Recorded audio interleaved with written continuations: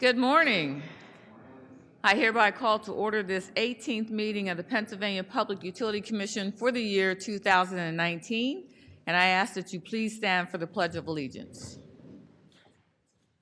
I pledge allegiance to the flag of the United States of America and to the republic for which it stands, one nation, under God, indivisible, with liberty and justice for all.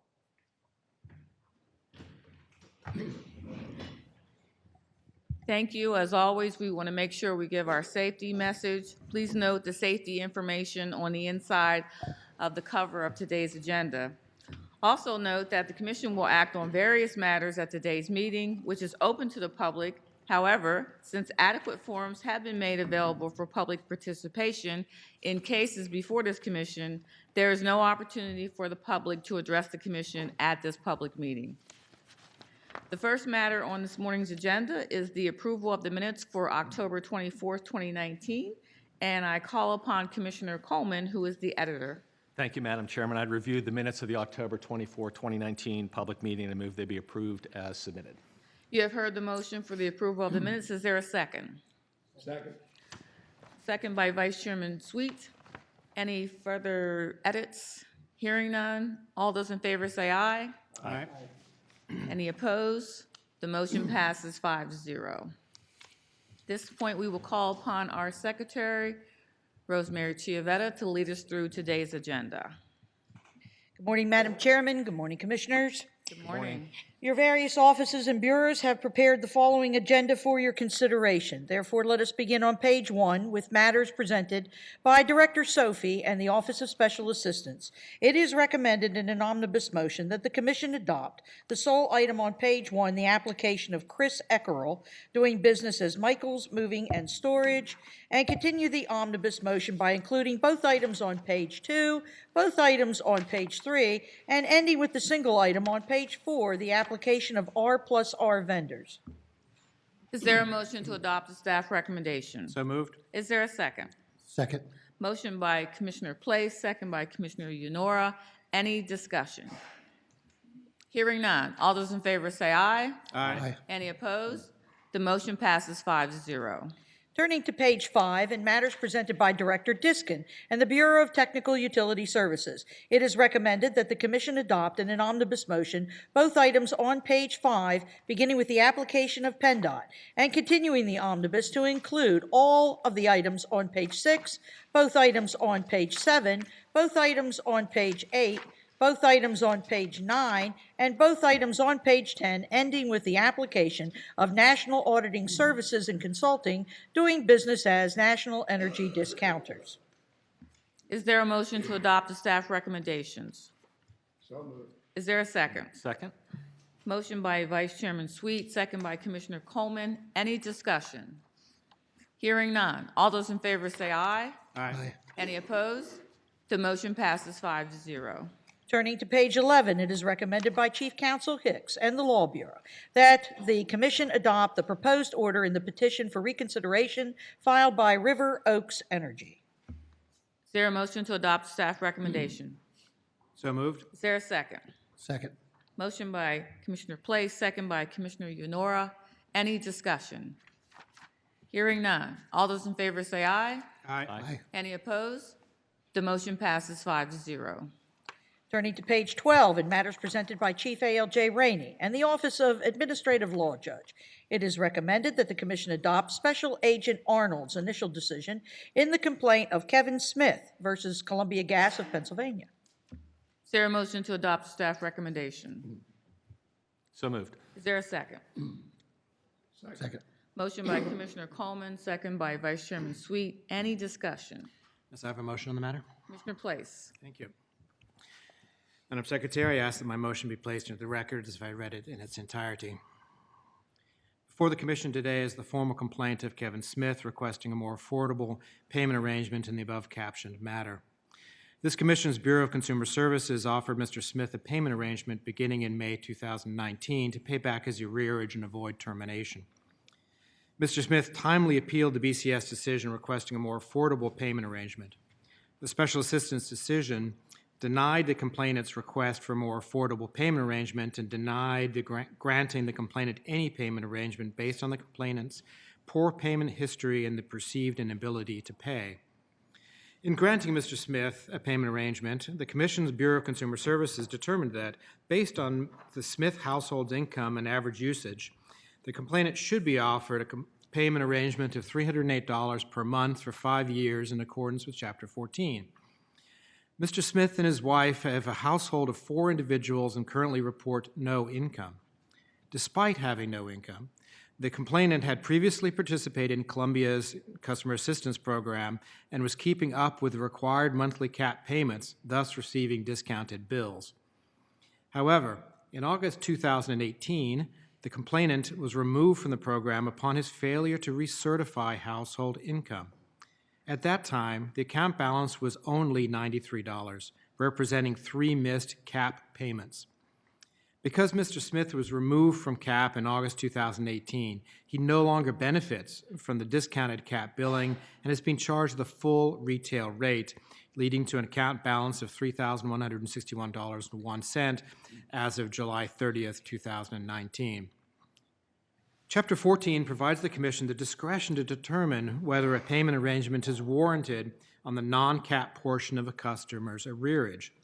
In exercising our discretion, we may consider a complainant's payment history and compliance with prior payment agreements.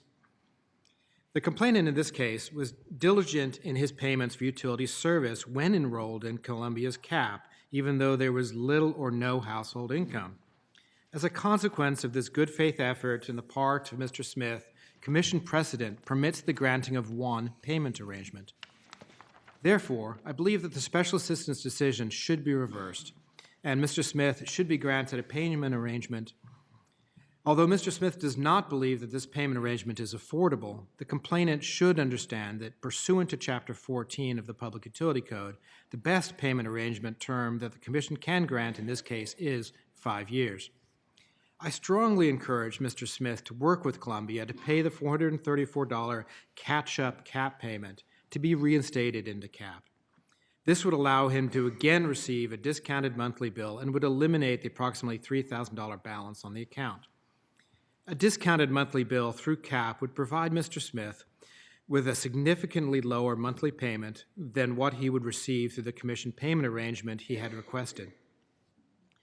In addition, Mr. Smith should apply for all available Dollar Energy Fund grants as noted in the record, as well as the Low-Income Home Energy Assistance Program, which is currently open, to further assist in paying the CAP catch-up amount necessary to re-enter Columbia's assistance program. Therefore, I move that 1, the special agent's initial decision be reversed consistent with this motion.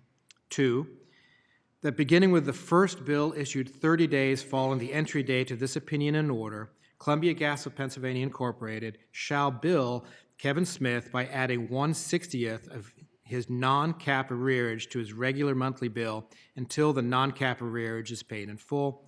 And 3, that the Office of Special Assistance draft an opinion and order consistent with this motion. Thank you. You have heard the motion of Commissioner Place. Is there a second? Second. Second by Vice Chairman Sweet. Any discussion on the motion? Hearing none. All those in favor say aye. Aye. Any opposed? The motion passes 5-0. On the matter as amended, if there's no objection, we take the previous roll call. Seeing no objection, the matter as amended passes 5-0.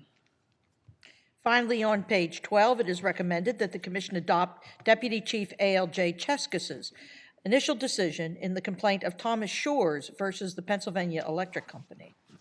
Is there a motion to adopt the staff recommendation? So moved. Is there a second? Second. Motion by Commissioner Place, second by Commissioner Coleman. Any discussion? Madam Chairman, I do have a motion on this matter. Commissioner Coleman. Thank you. I'd ask that my motion be entered in the record as though I read it in its entirety. Before the Commission for consideration is the initial decision dismissing the formal complaint that Thomas Shores filed against the Pennsylvania Electric Company. Mr. Shore alleges that Penelec is threatening to terminate his service and that there are incorrect charges on his bill.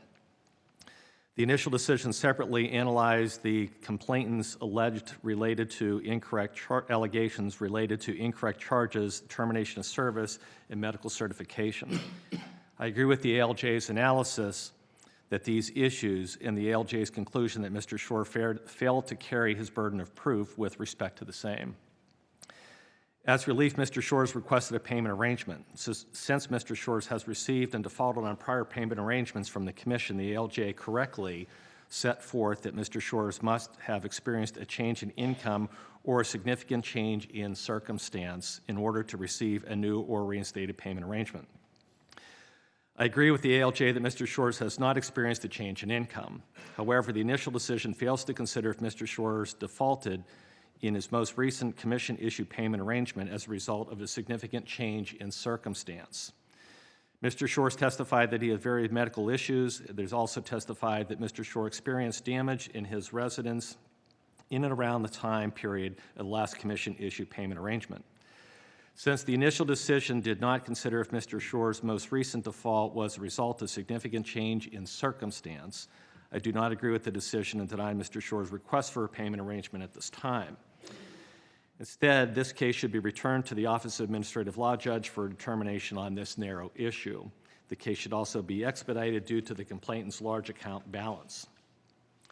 I would also note that the initial decision directs Penelec to take steps to ensure that Mr. Shores is no longer enrolled in electric generation supplier.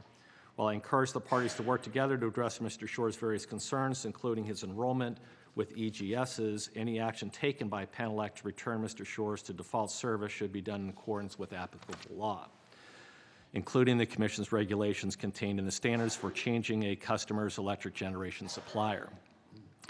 Therefore, I move that the matter be remanded to the Office of Administrative Law Judge for such further proceedings that may be necessary and the issuance of an initial decision on the formal complaint, and that the Office of Special Assistance prepare an opinion order consistent with this motion. Thank you. You have heard the motion of Commissioner Coleman. Is there a second? Second. Second by Commissioner Place. Any discussion on the motion? Hearing none. All those in favor say aye. Aye. Any opposed? The motion passes 5-0. On the matter as amended, if there's no objection, we'll take the previous roll call. Seeing no objection, the matter as amended passes 5-0. Madam Chairman, that concludes the regular agenda. Turning now to the carry-in. On page 1 of the carry-in, it is recommended by the Law Bureau that, consistent with 4 PA Code, Section 1.43C, this action regarding the 2019 amendments to the CAP policy statement be recorded and entered in the minutes of the public meeting. Is there a motion to adopt the staff recommendation? So moved. Is there a second? Motion by Commissioner Place, second by Commissioner Unora. Any discussion? Hearing none. All those in favor say aye. Aye. Any opposed? The motion passes 5-0. And Madam Chairman and Commissioners, that concludes all agenda items to be considered today. Thank you. Before we adjourn, I would like to announce, in accordance with Section 301C of the Pennsylvania Public Utility Code, the Commissioners are required to annually elect a member to serve as the Vice Chairman of the Commission, and the Commissioners have met and have elected Commissioner David Sweet to continue to serve as Vice Chairman, and that will be for the year 2020. So we want to congratulate him and thank him for all the hard work he has done.